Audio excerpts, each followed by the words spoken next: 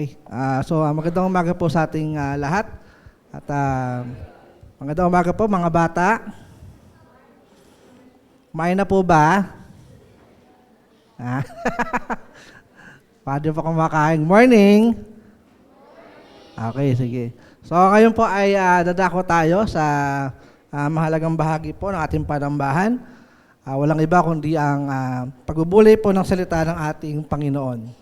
And pasensya na kids, since may kasama tayong mga matatanda, kailangan nyo mag-adjust ng konti, no? So medyo, kung mahaba yung ginagawa kong preaching sa junior worship, medyo konti lang naman yung yahabang ngayon. So, lang po kayo ha? Babe lang po kayo dyan. Pag naiinip, pwede kayo pumunta sa mga mommy at daddy ninyo, okay? So, ngayon po ay ang ating pag-aaralan ay matatagpuan sa Acts chapter 2, verse 1 to 4. So, basahin ko lang po saglit bago tayo manalangin. Sabi po sa Acts chapter 2, verse 1 to 4, when the day of Pentecost arrived, they were all together in one place. And suddenly there came from heaven a sound like a mighty rushing wind, and it filled the entire house where they were sitting. And divided tongues as of fire appeared to them and rested on each one of them. And they were all filled with the Holy Spirit and began to speak in other tongues as the Spirit gave them utterance. Tayo po manalangin. Maraming Diyos, ipapasalamat po kami sa pagkakataon po, pribilehiyo, sa oras po nito. Salamat Panginoon sa month-long na celebration, Panginoon, ng anniversary po ng Alpha Baptist Church. Salamat po, Panginoon, sa inyong kabutihan, katapatan sa iglesyang ito, Panginoon. Sa inyo po namin binabalik ang lahat ng papuri, pasasalamat sa lahat, Panginoon, ng ginawa mo pong pagkilos sa bawat isa po na naging kabahagi, Panginoon, ng iglesyang ito. At dalangin po namin minsan pa, Panginoon, katulad po ng palagi niyo pong ginagawa, ay patuloy niyo po kaming gabayan sa aming paikinig ng inyong mga salita. Dalangin po namin, Panginoon, na magbigay po nawa ito ng encouragement, magbigay po nawa ito ng pag-asa sa amin, at mangusap po nawa kayo sa bawat isa sa amin, Panginoon. At dalangin din po namin, Panginoon, na sana po ay inyo rin pong ihanda, Panginoon, ang puso ng mga makikinig.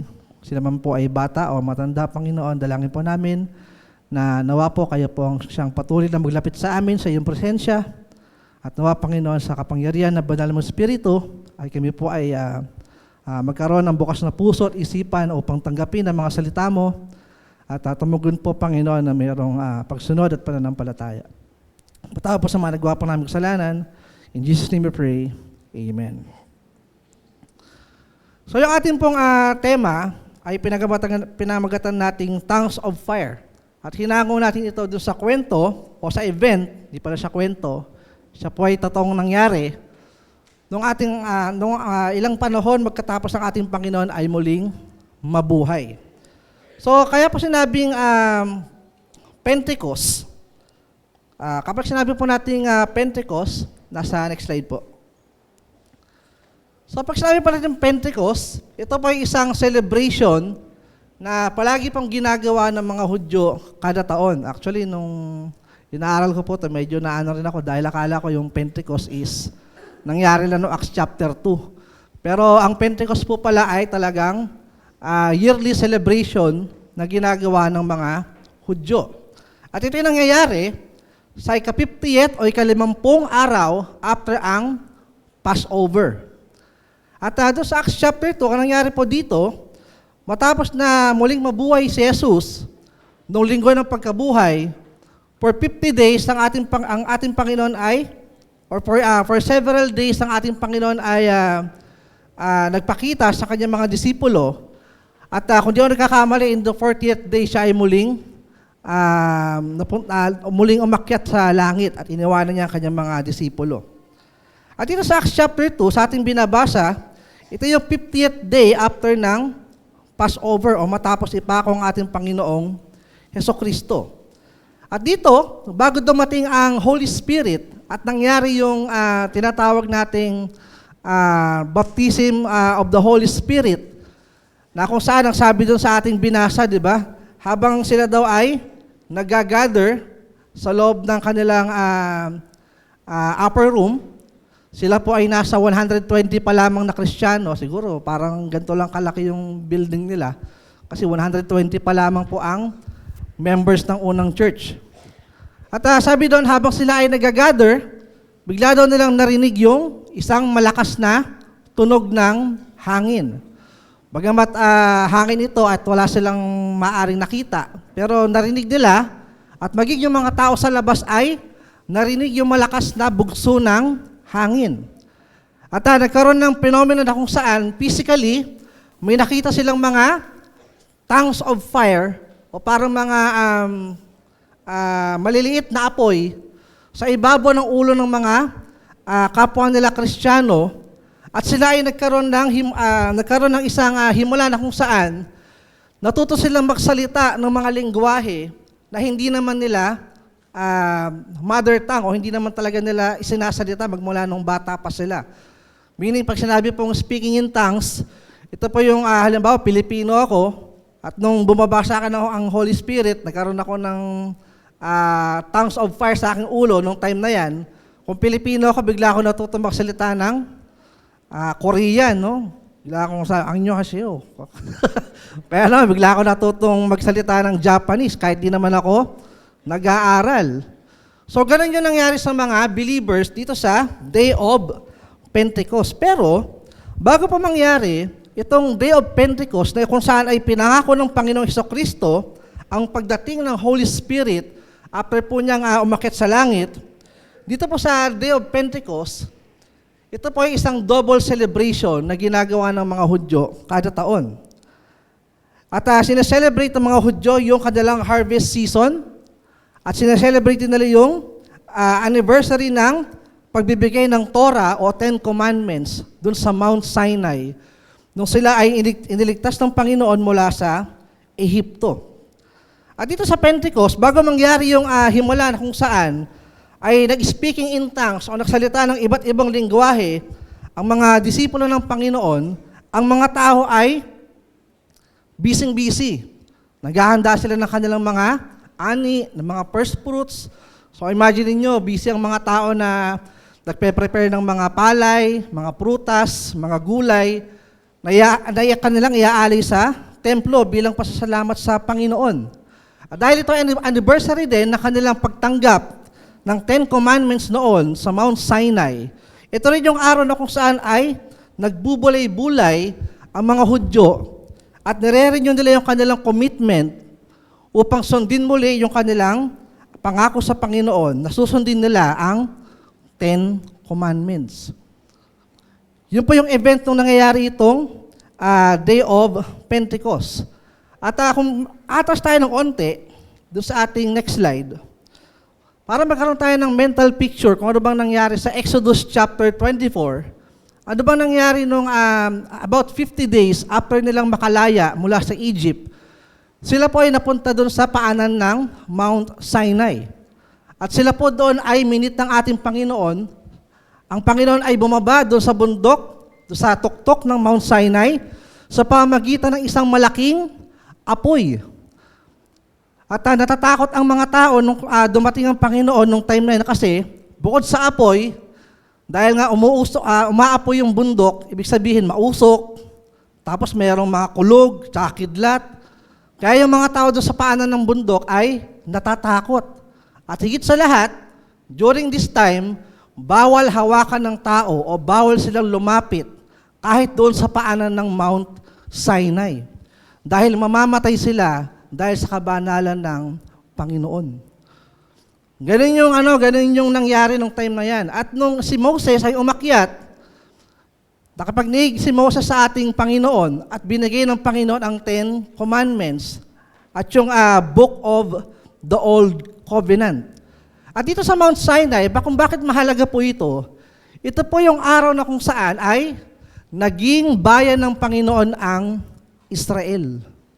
Dahil pinalaya ng Panginoon ng Israel mula sa Ehipto, therefore, ang Israel ay naging pagmamay-ari na ng Panginoon. At dahil pagmamay-ari na ng Panginoon ang Israel, ibinigay niya ang isang kasunduan o isang covenant. At yung Old Covenant, pinakita doon ng Panginoon yung mga dapat na batas o mga utos na sundin ng mga Israelites. Andiyan dyan yung Ten Commandments, andiyan dyan yung mga iba-ibang batas na pinasulat ng Diyos kay Moses, yung pag-aalay ng mga hayop, paggawa ng templo, lahat ng mga rituals na dapat nilang gawin kapag sila ay haharap sa ating Panginoon, yun ay binigay ng Panginoon doon sa Exodus chapter 24. Doon nagsimulang maging bayan ng Panginoon ang Israel. At kaya magpa-fast forward tayo, kapares na nangyari nung Pentecost ay nung sa Acts chapter 2 ay nangyari yung pagbuhos ng Holy Spirit sa unang church. Sa next slide natin, magkakaroon tayo ng mental picture dyan kung ano bang possible na naging itsura ng tongues of fire na kung saan ay pumalagi o nag-indwell do sa ulunan ng ating mga naunang kapatiran ng first church. Ang sabi po dyan, ang presence ng Holy Spirit ay nagpakita sa pamagitan ng maliliit na tongues of fire or apoy. At habang nagpapakita ito sa kanila, nagdedwell sa mga believers, dyan nangyari yung pagsasalita nila ng iba't ibang lengguwahe. At kaya po sila natuto magsalita ng iba't ibang lengguwahe sapagkat sila ay nag-share ng gospel sa mga kapwa nila Hudyo na hindi Hebrew ang salita. At kung tutusin po, bakit po siya tinawag na the last Pentecost? Ito pong Acts chapter 2, ito po yung kahuli-hilihang pagkakataon na sinelebrate ng mga mananampalataya ang araw ng Pentecost. Bagamat sa ating kapanahunan, ang mga Hudyo na hindi nakakilala sa ating Panginoon Kristo, sineselebrate pa rin nila ang Pentecost hanggang sa ngayon, pero sa atin, bilang mga mananampalataya, yung mga unang Kristiyano, itong Acts chapter 2, ang last Pentecost na kanilang sinelebrate. Sapagkat dito, sa Acts chapter 2, on the day of the last Pentecost, maraming binago ang Panginoon na kung saan hanggang ngayon ay atin nang na-adapt at ginagawa. Sa Acts chapter 1, verse 4 to 5, sa next slide natin, ang sabi ng Panginoon, bago dumating ang Holy Spirit during the day of Pentecost, sabi niya, "And while staying with them, Jesus ordered them not to depart from Jerusalem, but to wait for the promise of the Father, which He said, 'You heard from me, for John baptized with water, but you will be baptized with the Holy Spirit.'" Kung papansinin po natin yung sinabi ng Panginoon, talagang explicitly sinabi niya sa mga disciples na meron kayong dapat intayin bago kayo humayo. Bago kayo humayo, nung time na hindi pa ulit umakit ang Panginoon sa langit. Sabi ng Panginoon, bago kayo humayo, intayin nyo ang pagdating ng Holy Spirit. At itiniming mismo ng Panginoon na yung pagdating ng Holy Spirit ay magko-coincide doon sa celebration ng Pentecost. Bakit? Dahil po meron itong special significance. Meron pong parallel ang mga nangyari dito sa New Testament, especially sa Acts, doon sa mga nangyari sa Israel noong Old Testament, doon sa Mount Sinai. Noong Old Testament, nagkaroon ng unang Pentecost, pero dito, ginawa ng parallel or ibang meaning na ng Panginoon ang Pentecost. Sa next slide natin, kung bakit tinawag na last Pentecost, itong Acts chapter 2, ito yung sapagkat ang last Passover na sinundan ng last Pentecost ay ginawa na ng ating Panginoong Jesucristo. Alam natin sa Passover na ginagawa ng mga Israelita, nagkakatay sila ng Passover lamb. At dahil doon, ibinibilang nila ang kanilang kasalanan sa Passover lamb at ang Passover lamb ang nagsisilbing ang means para sila ay patawarin ng Panginoon sa kanilang mga kasalanan. Pero ang last Passover ay nangyari na nung si Kristo ay pinako sa krus at namatay at muling nabuhay. Kaya naman mga kapatid, magmula noon, hindi na po nag-aalay ng tupa ang mga Israelita. Bagamat sila nagsisimba pa rin sa temple para magpuri, para magturo, mag-evangelize, pero hindi na sila sumasali sa pag-aalay ng mga animal sacrifices sapagkat the last Passover already happened when Jesus gave up His life on the cross. At itinaymin ng Panginoon Kristo yung pagdating ng Holy Spirit 50 days after niya mamatay sa krus ng Kalbaryo upang palitan din ang meaning ng Pentecost na nakasanayan ng mga Israelita.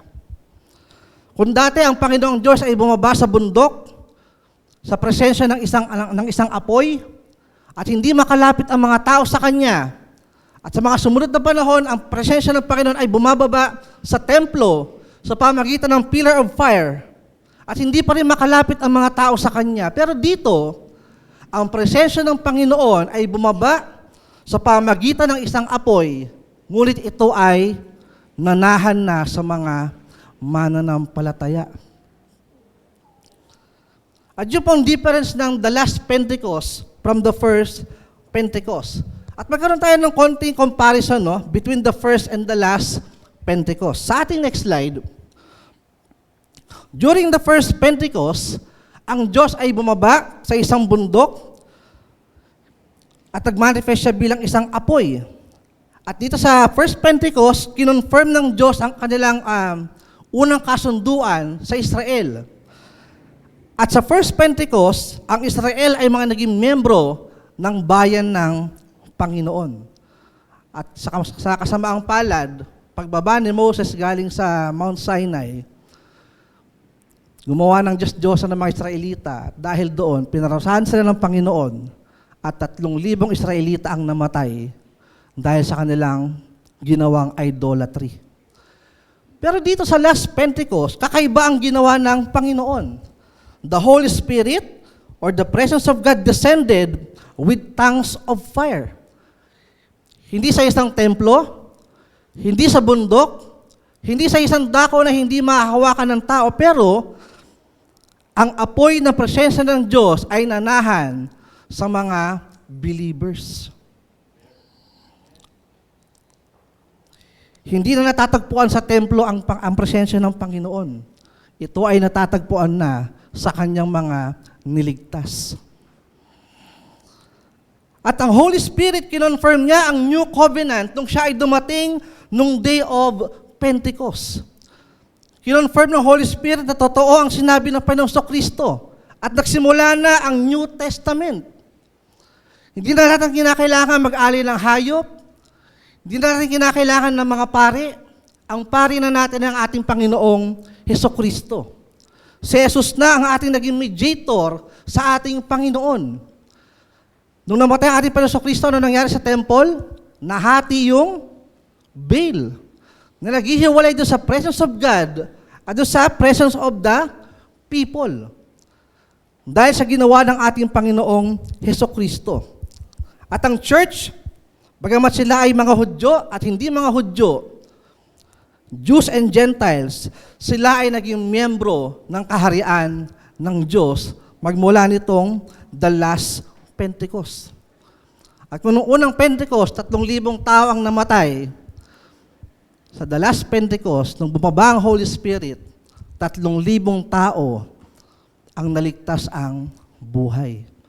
Lahat sila ay nagsisi, 3,000 tao ang nagsisi ng kasalanan, sumampalataya at nabautismuhan sa pangalan ng ating Panginoong Kristo. Kaya naman po napakahalaga ng event na ito sa Bible na kung saan ating binabasa. Dati po akala ko lang pag sinabing Pentecost, ito yung nagsalita ng chicharon yung mga disipulo, no? Medyo ganun kababaw lang yung naging pagkakaintindi ko. Pero, inaral ko po itong message na ito, noon ko po nakita yung lalim na kahulugan ng araw ng Pentecost. At magmula po ng araw na ito, ipinanganak ang iglesia ng Panginoon na magmula noon at hanggang ngayon ay nag-e-exist sa awat biyaya ng Panginoon. At sa ating pong mensahe sa araw na ito, gusto ko lamang pong bigyan ng diin yung kahalagahan o simbolismo Nung tongues of fire na kung saan ay nanahan sa mga believers during the time of Pentecost. What is the significance of the tongues of fire during the last Pentecost? Number one, nung nangyari po ito, yung pagdating ng Holy Spirit, o yung feeling of the Holy Spirit, the Holy Spirit confirms the believers as His new dwelling place. Dito po sa Pentecost, pinakita ng Panginoon na ang simbahan ay hindi na isang building. Ang simbahan na po ay isang grupo na ng mga tao. Kung nasaan po ang mga mananampalataya, tayo man po ay nasa magandang building, tayo man po ay nasa ilalim ng tulay, tayo man po ay nagtatago mula sa mga taong gustong pumatay sa atin, as long as we are gathering, nandoon po ang presensya ng Panginoon. Hindi natin kinakailangang maglagay ng maraming palamuti, ng maraming mga estatwa, para magmukhang banal yung ating sambahan. Sapagkat ang presensya ng Panginoon ay wala na sa mga bagay na iyon. Ang presensya ng Panginoon, katulad na nangyari dito sa last Pentecost, the presence of God is already dwelling in the lives of His people. Ang Holy Spirit po, siya po ang ikatlong person of the Trinity. Hindi po siya isang energy, hindi po siya isang puwersa, He is a person. Person na nagbibigay sa atin ng guidance, tumutulong sa atin, nagbibigay ng comfort, nagbibigay ng advice, ng correction, ng conviction. At kasama natin ang Holy Spirit, magmula nung unang lumakad o unang humakbang ang iglesia during the last Pentecost. Ang sabi po sa ating binasa, sa Acts chapter 2, verse 1 to 4, sa next slide, and divided tongues as of fire appeared to them, and rested on each one of them. At kung kukumparahin natin, sa next slide, katulad ng sinabi ko kanina, during the first Pentecost, ang presence of God ay nagdedwell sa mountain or sa altar na hindi kayang hawakan ng mga Israelites. Pero sa last Pentecost, nagdedwell na ang Holy Spirit in the form of tongues of fire sa 120 na naging unang member ng Iglesia ng Panginoon. Bakit ko po sinasabi itong punto na ito? Na yung pagpapakita ng Holy Spirit in the form of tongues of fire ay kino-confirm na ang Holy Spirit ay nagdedwell na sa ating mga buhay bilang mga Kristiyano. Bakit po itong mahalaga? Kasi po, sa next slide po natin, the indwelling of the Holy Spirit is the confirmation that a person is a true disciple of Christ. Bakit po mahalaga na dapat aware tayo na ang Holy Spirit ay nasa ating buhay na magmula nung tinanggap natin ang Panginoon? Sapagkat kung wala pong Holy Spirit sa buhay natin, hindi po tayo magiging Kristiyano. Tayo po ay mananatiling patay sa ating mga kasalanan. Ang indwelling of the Holy Spirit, it confirms na ang isang tao ay totoong anak ng Diyos. At kung tutuusin, maraming mga bagay na pwede mandaya sa atin at pwede natin isipin natin o maloko natin ang ating sarili o ibang tao na di umano ang Holy Spirit ay nananahan sa atin. Pwede ba ako maging member ng church nang wala sa akin ang Holy Spirit? Pwede. Pwede ba akong maging attendee, nabaptize ako, matagal na akong uma-attend, pero wala sa akin ang Holy Spirit? Pwede. Pwede ba na meron akong talento sa pag-awit, talento sa pagsasalita, o kaya naman ay gumagawa ko ng mga himala? At katulad ng ginawa nila dito ay nag-i-speaking in tongues ako ng chicharon-chicharon. Pwede ba nagagawa ko lahat ng yan pero wala sa akin ang Holy Spirit? Pwede. Pwede ba na kung saan ay nag-aral ako sa Bible school? O kaya naman naging pastor ako? O deacon? O leader ng church? O kaya naman meron akong title na reverend? Pero wala sa akin ng Holy Spirit? Pwede. Sapagkat ang nagde-define o nag-guarantee o nagko-confirm na ikaw ay totoong Kristiyano ay walang iba kundi ang Holy Spirit. At diyan po nagiging mabigat itong mensahe na ito. Sapagkat pwede tayong madaya ng ating sarili at pwede tayong madaya ng ibang tao into thinking that we are true Christians kahit na wala sa atin ang Holy Spirit. Pero dito sa Acts, nung ipinanganak ang iglesia ng Panginoon, ang tanging confirmation ng Diyos na ipinakita na nananahan ng kanyang mga disipulo ay totoong anak ng Diyos, ay yung pananahan sa kanila ng Holy Spirit. Di ka pa sinasabi na dito sa Day of Pentecost, dito pa lang po sila naligtas. Nung nakilala nila ang Panginoon, naligtas na sila. Pero itong panahon po na ito lamang po yung physical manifestation o kung saan yung araw na kung saan i-confirm mismo ng Panginoon publicly na itong 120 na members na ito na sumusunod sa Panginoon Kristo ay totoong mga anak ng Diyos. Now ngayon, makakita pa ba tayo ng tongues of fire sa ating kapanahunan? Tignan nyo nga yung ulo nyo o yung ulo ng mga kasama nyo kung nagsisiapoy ba? So kung wala tayong makikitang tongues of fire sa panahon natin ngayon, paano natin mako-confirm na nasa atin ang Holy Spirit? Sa next slide po natin, babasahin po natin yung dalawang verses. So sa Acts chapter 2, verse 38, habang nagpipreach si Apostle Peter during the day of Pentecost, yung mga tao na kung saan nakikinig, na-convict sila. Sabi sa Acts, they were cut to the heart. Na-convict sila in the sense na parang hinahati yung kanilang puso. At nababahala sila. Sabi nila kay Peter, what shall we do? Anong gagawin namin? Kasi nga sabi ni Peter sa kanila, kayong mga Hudyo, kayo ang nagpapatay kay Kristo na anak ng Diyos. Dahil sa inyo, pinatay si Kristo. Pero salamat sa Panginoon sapagkat ipinahintulot niya iyon, sapagkat yon ang ikapapatawad ng ating mga kasalanan. Nag-guilty tuloy yung mga Hudyo. Sabi, anong gagawin namin? Anong sabi ni Peter? Repent and be baptized, every one of you, in the name of Jesus Christ, for the forgiveness of your sins, and you will receive the gift of the Holy Spirit. Ang sabi ba ni Peter, magsitalon kayo? Sabi ba ni Peter, kailangan kayong manginig, maglapas kayo dyan sa lapag, ganun ba? Para masabi na sa inyo ng Holy Spirit. Sinabi ba ni Peter na pag ginano ko yung kamay ko, dapat magtutumbahan kayo para masabi na kumikilos ang Holy Spirit? Anong sabi ni Peter? Repent and be baptized and you will receive the gift of the Holy Spirit.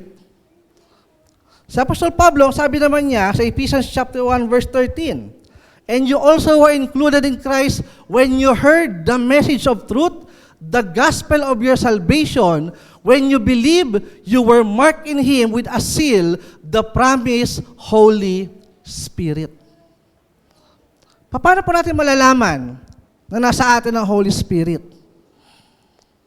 Kailangan ba natin maghanap ng special experience, ng isang himala, ng isang dramatic na pangyayari sa buhay natin para masabing nasa atin ang Holy Spirit? Maaari pong hindi. Sapagkat sabi ng ating Panginoon sa Kanyang salita, the moment na tayo ay sumampalataya sa ating Panginoon Kristo at nagsisi ng ating kasalanan, nanahan na ang Holy Spirit sa ating buhay. Hindi mo kailangan lumakad sa tubig.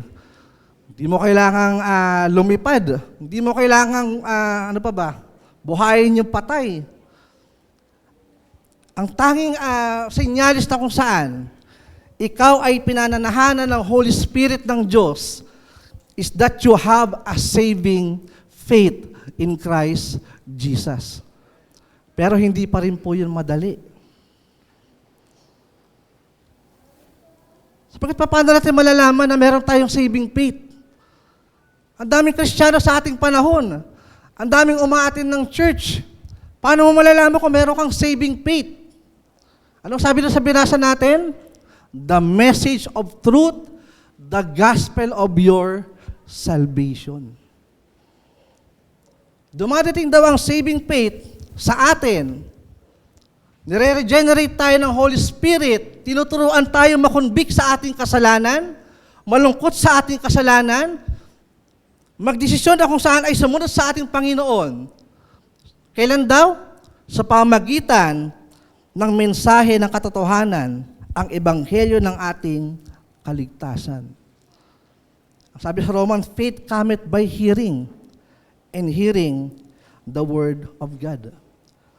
Sa ating next slide, pinupunto natin that we receive the Holy Spirit as we respond to the gospel with repentance from sin, and we respond with saving faith. Wala po tayong ibang experience na dapat hanapin, mga kapatid, kundi ang born again experience. And the question is, na born again ba tayo? Marami sa atin yung parang namamangha sa ibang mga churches.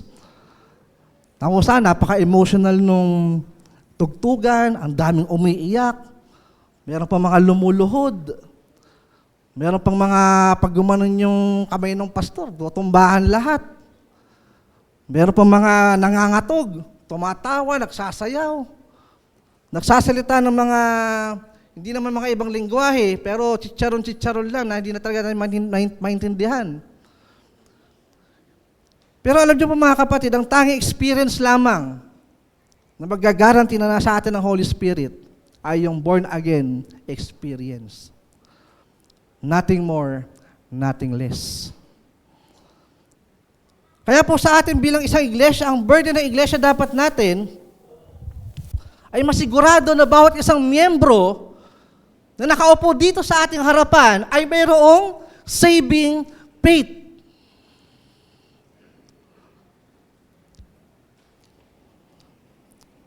Sa ating po next slide, having a saving faith in Jesus is the first step in walking by the Spirit.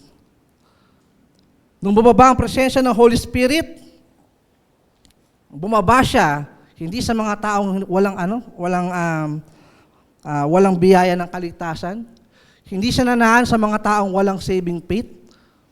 Nanahan ng Holy Spirit doon sa 120 na katao na mayroong totoong pananampalataya sa Panginoon.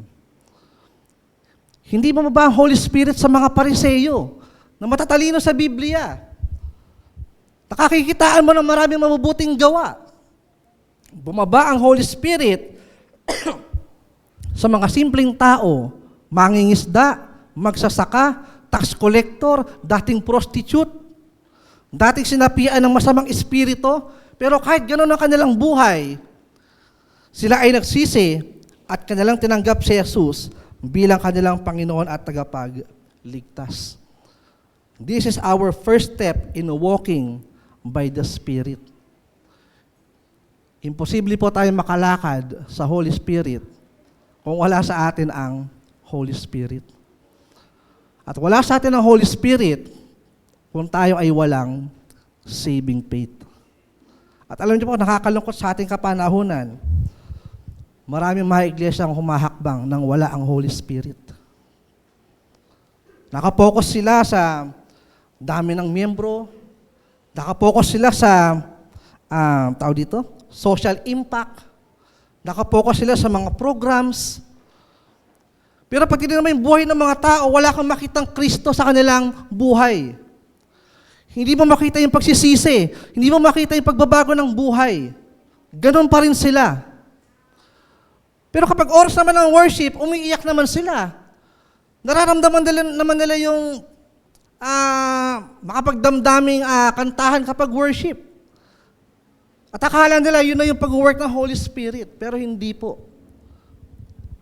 Hanggat hindi po tayo natututo o hindi po tayo nagkakaroon ng pagnanasa na magsisi ng ating mga kasalanan, magduda po tayo kung nasa atin ang Holy Spirit. At the same with all the preachers and teachers, kung saan ay ginagamit ng Panginoon. Nawa po sa ating pagtuturo, pagpipreach, nasain natin ang mensahe na ating ipinapangaral ay isang mensahe na magtutulak o magcha-challenge sa mga tao na magsisi ng kasalanan at sumampalataya sa ating Panginoong Hesukristo. Sapagkat kung hindi, tayo mismo ang nagbablock, tayo mismo ang humaharang sa pagkilos ng Holy Spirit sa buhay ng mga tao. Kung mapapansin po natin, yung pagtuturo ng mga preacher ngayon, ano ituturo ng mga preacher? Binulungan ako ng Panginoon na para lumawak ang ating ministry, kailangan nyo akong bigyan ng pambili ng bagong jet para makapag-travel ako sa iba't ibang mga bansa. Binulungan ako ng Panginoon at sa araw na ito, itong mahiwagang panyo na ito na aking pinanalangin, pag binili ninyo, yayaman kayo. Di ba? Parang napapanood niya yun, di ba, sa TV, di ba?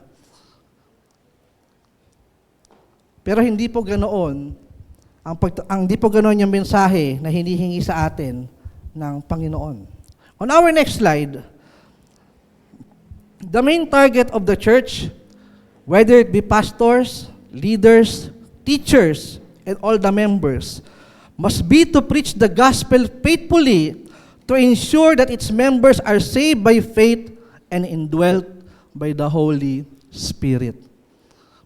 And Alpha Baptist Church, sa 3 kalahating dekada na kung saan pinagpala ng Panginoon na iglesyang ito, piliin po nating maigi ang magiging direksyon ng iglesia. Ang sabi ng Panginoon, go and make disciples. Hindi sinabi ng Panginoon sa atin na go and make church members. Pero ang sabi ng Panginoon, go and make disciples. Sa ating mga Sunday school teachers, mga speakers ng junior worship, ano bang pagnanasa natin para sa mga batang ito na nakikinig sa atin kada linggo? Sana ang pagnanasa natin para sa kanila ay lumaki sila na mayroong saving faith, magkaroon sila ng totoong pagsisisi ng kasalanan, at balang araw, kilalanin nila ang Panginoon bilang tagapagligtas. Kung maging successful po ang church sa mission na ito, sa pamagitan ng biyaya ng Panginoon, successful na po ang Alpha Baptist Church. Pero kung tayo po ay mabibigo, pababayaan natin ang pagtuturo ng tamang ebanghelyo, dilipat tayo sa iba-ibang mga gimmick para magustuhan tayo ng mga tao at maraming tao ang makaliti sa atin, hindi po tayo pagpapalain ng Panginoon. Maaaring pagpalain tayo in the sense na dumami ang members. Pero kaya lang po nakakalungkot, karamihan po kasi ng ganung mga churches sa panahon natin, imbis na mga tupa ang naiipon, puro mga kambing ang naiipon. Pero ang masakit pa pong sabihin, ang mission po na binibigay sa atin ng Panginoon is mag-ipon po ng mga tupa at hindi ng mga kambing. At sana po, dito rin sa part na ito, bagamat pwedeng tumaas ang kilay sa akin ng mga presiders ng worship, ito lamang ay aking sariling opinion. Pero kung naniniwala tayo na ang means na binigay ng Panginoon para kumilos ng Holy Spirit ay ang preaching of the Word, at nagkataon na humaba ang preaching of the Word, hindi ko siya puputulin. Hayaan natin na mabore yung mga bata. Hayaan natin na mabore yung mga matatanda. Sapagkat ang Holy Spirit, kung ito ang araw na maliligtas ka, kahit gaano kahaba ang preaching, pwede ka pa rin maligtas. Now, hindi ko sinasabi na sa mga preachers na maging lax tayo, na abusuhin natin palagi yung oras na ibinigay sa atin. Pero, kung may mga pagkakataon na kung saan, nililid ng Holy Spirit ang preacher, nalaliman pa ang kanyang mensahe, kung ako po ang presider, hindi ko po ito puputulin. Putulin natin yung announcement. Putulin natin yung special number. Huwag na tayo mag-closing song. Kung talaga mahaba ang preaching. At ginagol natin na makahabol tayo sa oras. Sapagkat naniniwala po ako na ang saving faith ay maaaring dumating sa buhay ng isang tao habang nagpipreach ng Word of God ang isang mananampalataya. Malay nyo, no? Sa conclusion na pala kikilos ang Holy Spirit, biglang pinotol natin. No? No, hindi na na-preach ng pastor yung conclusion. Andun sana yung linya na magpupunti rin doon sa isang nakaupo dyan na gustong kausapin ng Panginoon. So, biro lang po yun. No? Pero ang point ko lang po, sana may ipakita natin na sa ating worship, bagamat magkakaroon ng mga times na magde-debate tayo sa ating program, pero ibigay pa rin po natin yung utmost importance sa preaching of the Word. At sinasabi ko po ito bilang isang tao, bilang isang Kristiyano na nanggaling po sa isang church, na kung saan 90% to 95% of the church worship service ay kantahan.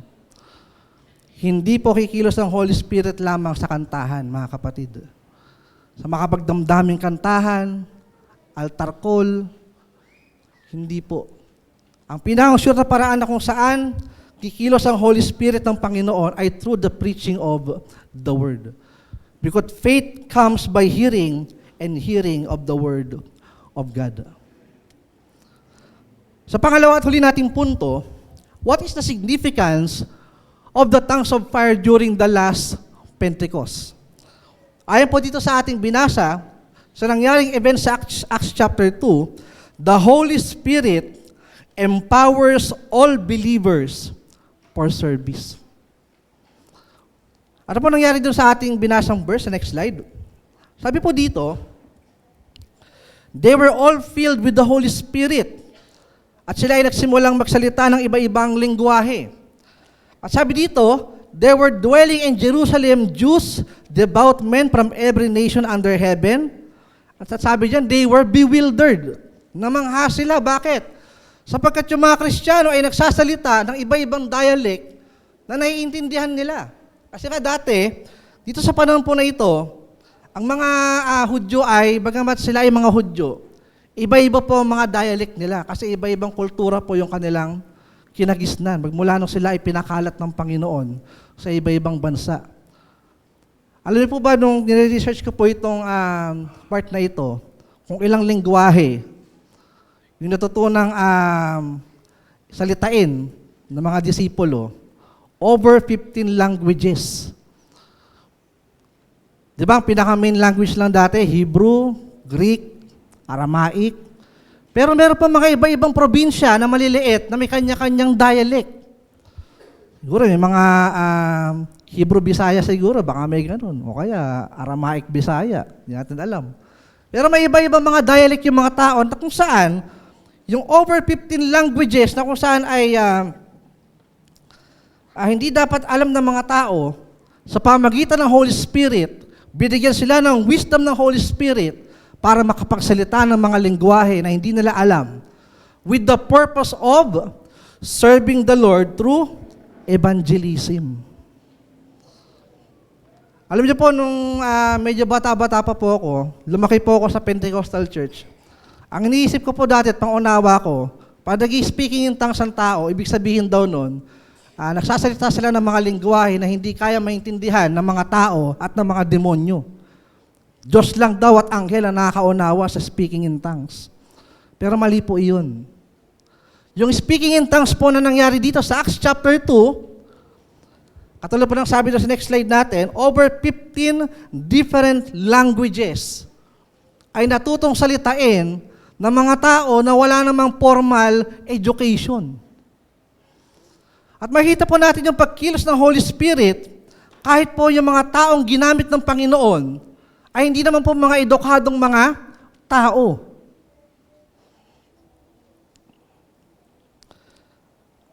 Sa next slide po natin, pinapoint out po natin that the tongues of fire was meant to give us a message that the Holy Spirit is able to fill in all lacking talents and skills in the members of the church para po matupad yung mission ng Panginoon na i-spread ang gospel sa buong mundo. At sana po mga kapatid, ma-realize po natin na hindi po nakadepende ang ministry ng Panginoon sa mga abilidad natin. Yung mga taong hindi marurunong ng mga iba-ibang lingwahe, kumilos ang Holy Spirit. Natuto sila magsalita ng ibang lingwahe. Sapagkat yun ang mission na ibinigay sa kanila ng Panginoon. Go and make disciples. They made disciples by speaking in the language of other people. At ang sabi doon sa binasa natin, ipinamamahagi nila yung mga magagandang bagay na ginawa ng Panginoon sa kanilang buhay. Marami po sa atin na kung saan dumidepende sa galing ng mga tao sa church, galing ng mga musicians, galing ng mga singers, talino ng mga preachers, credentials ng mga pastor, credentials ng mga tao sa church para ma-fulfill ang ministeryo ng Panginoon. Pero pinapaalala po sa atin ng Panginoon, mga kapatid, na noong mga times na walang credential ng mga tao, ang Holy Spirit ang nagbigay sa kanila ng credential. Mari po sa panahon natin, hindi naman po natin sasabihin na bigla-bigla na lang tayong magpapadala ng mga taong hindi naman na-train. Pero ang sabi lang po, pinapoint out lamang po dito ng Panginoon, wag lamang po tayong aasa sa abilidad nating mga tao. Alam niyo po, nung nagpipreach si Apostle Peter, nagtataka yung mga tao, bakit nagsisalita sila ng iba-ibang lingwahe? Sabi ng mga iba, lasing po yan. Kaya kanya magsalita yan, mga lasing yan. Kaya sabi ni Peter, masyadong maaga ang 9 o'clock para malasing ang tao. Kaya sa preaching niya, sinabi niya, ito ay katuparan ng propesya ng Panginoon na isinulat sa Joel. At sa next slide natin, babangkitin ko yung eksaktong sinabi ni Apostle Peter. Sa Acts chapter 2, verse 17 to 18, in the last days it shall be, God declares, that I will pour out my spirit on all flesh, and your sons and daughters shall prophesy, and your young men shall see visions, and your old men shall dream dreams. Even on my male servants and female servants, in those days I will pour out my spirit, and they shall prophesy. Kanino daw po bababa o nanahan ng Holy Spirit? Sino daw ang in-empower ng Holy Spirit? Mga pastor lang ba? Mga youth leaders lang ba? Mga deacons lang ba? Ang sabi sino daw? Lahat. Men and women, young and old. Kung ikaw ay totoong ligtas, ikaw ay i-empower ng Panginoon para maglingkod sa Kanya. Therefore, mga kapatid, hindi po dapat tayo makontento na tayo lamang ay nakaupo at nagiging spectator lamang tuwing worship. Kung tayo po talaga ay naniniwala na kumilos sa atin ang Panginoon. Sapagkat sabi ng Panginoon, ang nangyari po dito sa Pentecost, yung 120 na believers, in-empower sila ng Panginoon para mag-share ng gospel. Ilan na po ang members ng Alpha Baptist Church? Hindi ko po alam eh. Ilan na po ba? Almost 200? Almost 200. Oh. Medyo nakalamang lang tayo ng onting dami ng pamilya sa unang church. Pero yung unang church, 120 people. Isipin niyo kung ang mga na-save nun, mayroong mga matatanda, may mga laymen, may mga wumiso, may mga YP, may mga YA. Lahat daw sila ay in-empower ng Panginoon para mag-preach ng gospel o i-share ang gospel sa mga tao sa kanilang paligid. Nung naligtas yung 3,000 souls o 3,000 mga tao nung the last Pentecost, hindi lang po si Peter ang nagpipreach. Bagamat totoo na na-record yung preaching ni Peter doon, pero yung mga ibang believers, anong ginagawa nila? Nagpipreach din sila pero sa ibang lingwahe. Sabay-sabay po sila nagpipreach. at nagpapahayag, nagpapamahagi ng salita ng Panginoon. All of them, 120, sabay-sabay, sama-sama.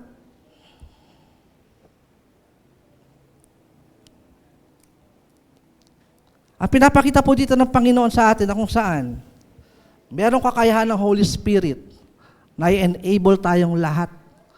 Hindi po kinakailangan na maging pastor tayo. Hindi po kinakailangan na magkaroon tayo ng theology degree. Kinakailangan lang po natin na ma-empower ng Holy Spirit. At sa ating next slide, the Holy Spirit empowers all believers for service, regardless of age, leadership position, ethnicity, economic status, educational attainment, and years of experience.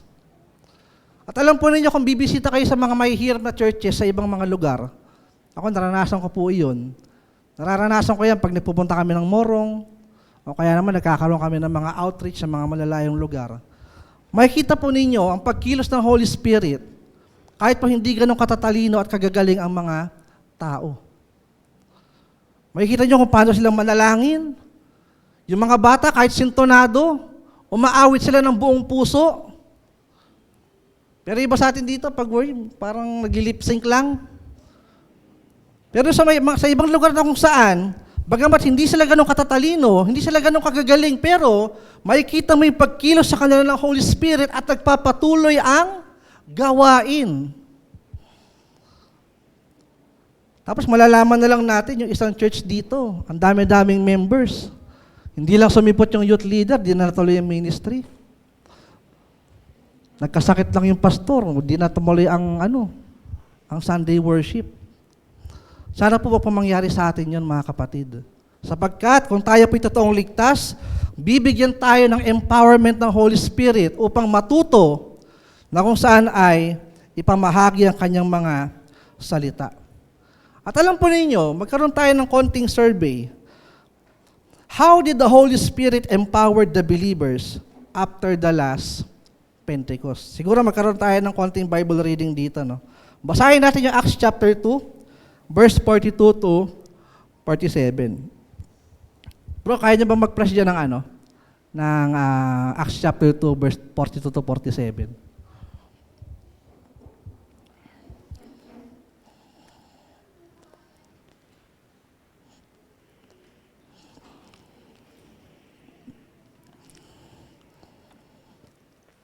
Basahin po natin ng sabay-sabay para lahat ma-appreciate natin.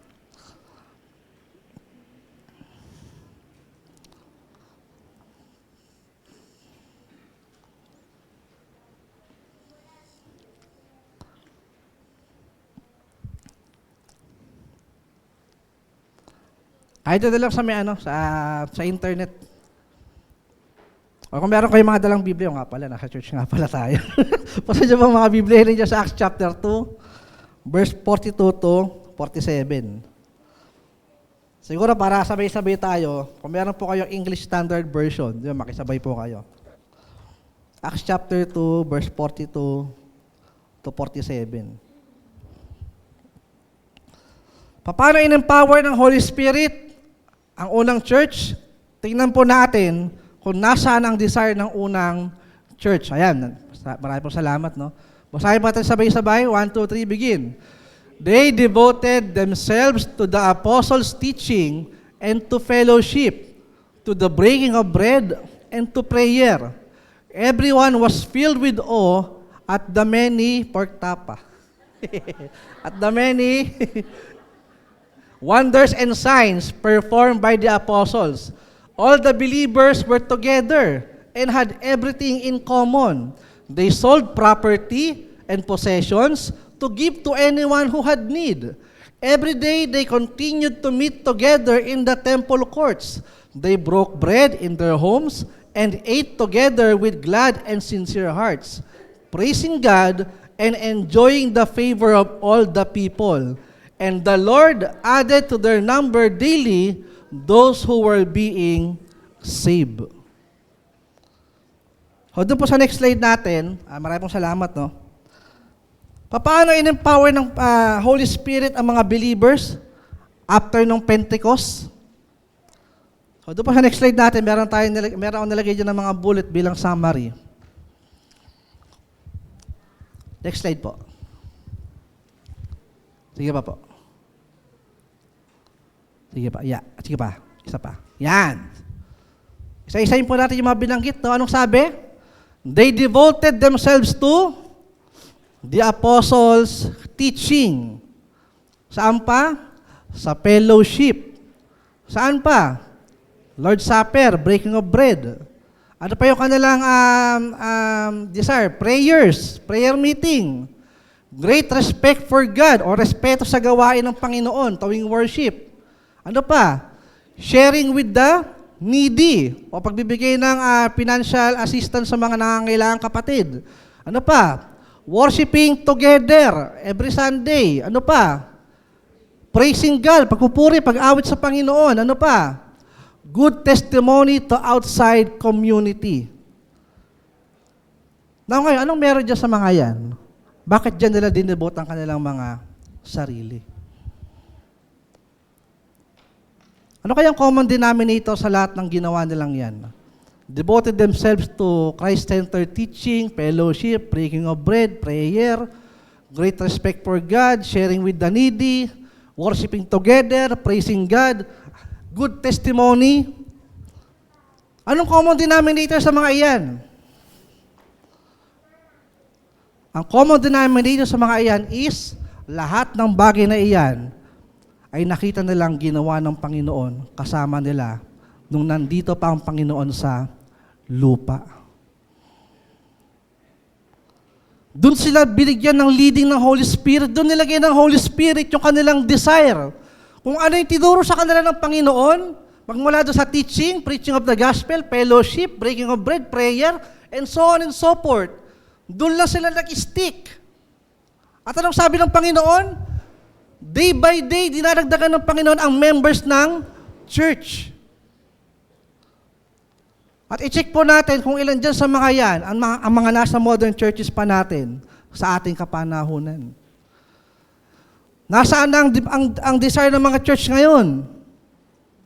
Business strategy, marketing, social engagement, pagpaparami ng tithes, pagpaparami ng church building, pagpapasikat, pagtakbo sa politika.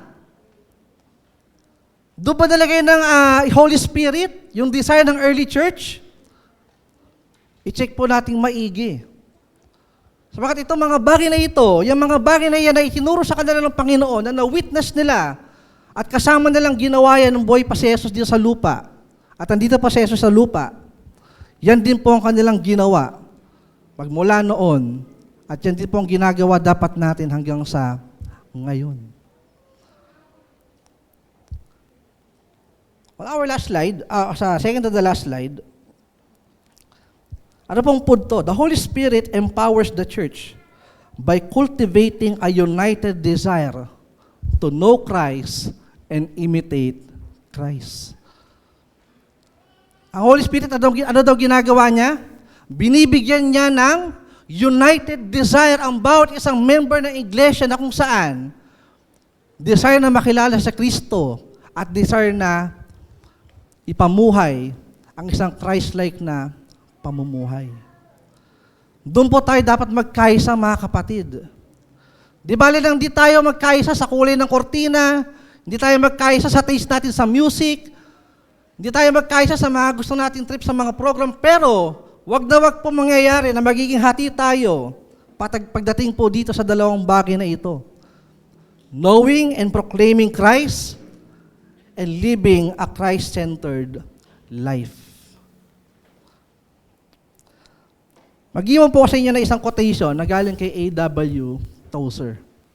Ang sabi ni A.W. Tozer, if the Holy Spirit was withdrawn from the church today, 95% of what we do would go on and no one would know the difference.